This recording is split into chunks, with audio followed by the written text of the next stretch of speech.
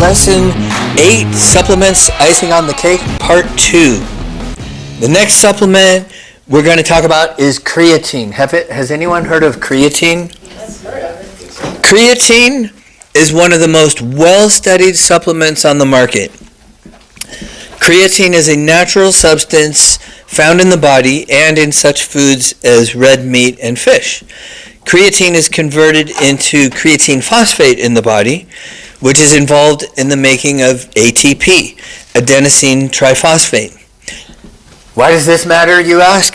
ATP is what provides energy in the body and what's specifically used in muscle contractions. So supplementing with creatine can help with exercise by rapidly producing energy during intense activity. So I'll translate that for you. If you're taking creatine supplement, it can help you get that extra rep or two at the end of the set. Creatine has been shown to improve strength, increase muscle mass, and help muscles recover more quickly during exercise. And like I said, it's one of the most well-researched supplements on the market. Dosage. The recommended dosage of creatine is 2 to 10 grams per day after an initial loading phase of 20 grams per day for 5 to 7 days. Caffeine and pre-workout supplements. Did you know that caffeine is a performance-enhancing drug? It actually used to be banned in the Olympics. Can you imagine that? Yeah, caffeine is a performance-enhancing drug. It's another well-researched supplement and has been shown to improve performance in weightlifting, sprinting, and endurance sports. Of course, there are a few considerations. Make sure you drink plenty of water, because caffeine is also a slight diuretic, right? And also be careful consuming caffeine too late in the day, close to bedtime, since it is a stimulant and it might help you or might keep you awake at night. Dosage. The benefits of caffeine appear to max out around 200 milligrams. So the recommended dose is 50 to 200 pre-workout. To put that in perspective, an average cup of coffee contains about 100 milligrams. So energy drinks have 70 to 120, and pre-workout supplements have from 100 to 300 milligrams of caffeine per serving. So our personal supplement, our Spirit and Muscle pre-workout, Ephesians 6 Warrior pre-workout, contains 200 milligrams of caffeine per serving. So the next one on the list, citrulline, arginine, and various pump supplements. And unless you hang around the bodybuilding crowd, you might not have heard of any of these. But citrulline and arginine are both amino acids, and when they're ingested, they both increase arginine in the blood. And citrulline is an arginine precursor. And why arginine? Arginine helps stimulate nitric oxide production, which acts as a vasodilator to open up blood vessels, right? Better blood flow also increases performance and recovery. A better pump also helps stretch the muscle fibers, the muscle fascia, or connective tissue, making room for more muscle tissue to grow. Dosage. Even though citrulline is arginine's precursor, it's actually been shown to increase arginine blood levels more than arginine itself. And arginine can cause digestive distress in some people. So for those reasons, I recommend citrulline. And the recommended dose is 2 to 6 grams pre-workout, or if you're using citrulline malate, 6 to 8 grams. Next one is glycerol. Glycerol, aka glycerin, is another pump product that works by a different mechanism. Glycerol is known as a superhydrator. Glycerol acts and binds large amounts of fluid in blood vessels and muscle tissue. This enhances the volume of the muscles and also works to stretch the fascia, making more room for muscle growth. Dosage. 30 to 40 grams of glycerol along with plenty of water before working out is the recommended dose. But because it can cause digestive stress, start with 5 to 10 grams to assess your tolerance and then work your way up from there. Research suggests that glycerol works best when taken with fast digesting carbs.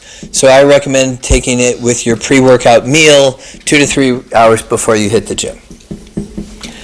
Fat burners. Fat burning supplements claim to work by speeding up metabolism and by burning fat and suppressing appetite. They do work, but probably not for the reasons they're marketed for. They claim to speed up metabolism, burn more calories. And research has shown that they may do so, but not significantly. Like, I burned 8 more calories by taking this supplement. So not significant. They claim to burn fat via increased thermogenesis and lipolysis.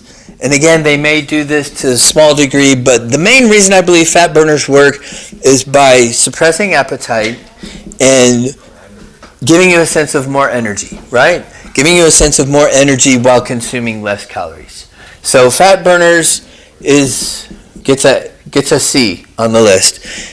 They do work, but again, you're not going to take a pill and lose 20 pounds. Just doesn't work that way. So caffeine is the main ingredient in most fat-burning supplements, along with other synergistic compounds. And in my opinion, that's what makes them effective. Dosage. Since most fat burners contain caffeine, be aware of the cumulative dosing if you're drinking coffee or using other supplements that already contain caffeine. So that said, follow the labeled recommendations, and again, start on the low end to assess your tolerance. Green and Red Superfood is a powdered vegetable and or fruit supplement for those of us who don't get enough fruits and vegetables in our diet. One serving is equivalent to a full serving of fruits and vegetables. Green and red superfoods are generally low calorie and loaded with vitamins and minerals and antioxidants.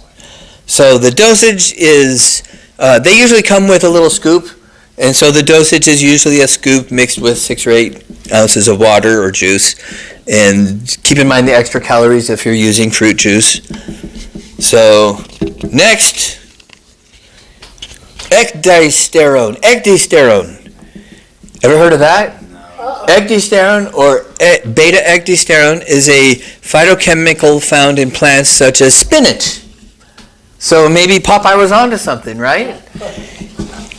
Russian scientists discovered many years ago that these phytochemicals have an anabolic or muscle-building properties without androgenic side effects of steroids. In fact, it is on the watch list of WADA, the World Anti-Doping Agency, meaning it's not banned in sports, but they consider it worth keeping an eye on. So if you're serious about muscle building, then this might be something worth considering. There are tons of anecdotal reports suggesting it's effective at building muscle size and strength, but again, we need more research to tell for sure. Dosage. There's doubts and debates to ecdysterone's oral bioavailability, meaning it doesn't. Some people don't believe it absorbs in the body that well. So some say 400 to 500 milligrams is a day. Others insist you need 1,000 milligrams or more to see results. It's been shown to be a really safe compound, so you can experiment and see what works best for you. Last one. Test boosters or testosterone boosters. This is for the guys, obviously. There's a whole range of There is a whole range of products marketed as test boosters or testosterone boosters. They're herbal supplements that claim to raise testosterone naturally in healthy men. Unfortunately, the research says otherwise, for the most part. There's one ingredient that has been, it's called D-aspartic acid, for you fellow nerds. This ingredient did increase testosterone 42% in just 12 days. So that sounds pretty good. But another study done spanning a longer time noticed that testosterone levels return to normal after about a month. So my 2 cents on testosterone boosters: save your money, buy more whey protein. You get more out of it. So, way more. Ha, that's good. I like it. So, ready for your action points? Yes. So we just learned all about supplements. Your action points are: work on nutrition. Right? Start your new nutrition program. If you haven't already, decide which diet tracking method you're going to use, calculate your target nutrition goals, and start making healthy changes in your food. Number 2, start resistance training if you haven't already. Decide which method of workout tracking you want to use. Join a gym, prep your home gym equipment, get with your trainer, make an appointment, and start your program. Number 3, start doing cardio. Begin incorporating your cardio of choice into your routine every other day when you're not at the gym. And then number 4, which is optional, use effective supplements. And notice that that's last on the list, not the high priority. But once you have your nutrition and your exercise dialed in, you can get an added boost from effective supplementation. So, but remember, don't fall for the hype. Supplements are not a magic pill, rather icing on the cake. So congratulations, give you guys a hand. You have officially completed the Spirit and Muscle Academy Fitness Workshop. You now have all the tools and knowledge you need to start making progress toward your fitness goals. I am honored, and I mean this from my heart. I know I'm reading a lot, but I mean this from my heart. I'm honored that you guys made it all the way through, and I thank you for trusting me as your coach. But it doesn't end here. Most of you guys know me. I'm available, right? If you have any questions along the way or need any help with nutrition or exercise, I'm here for you.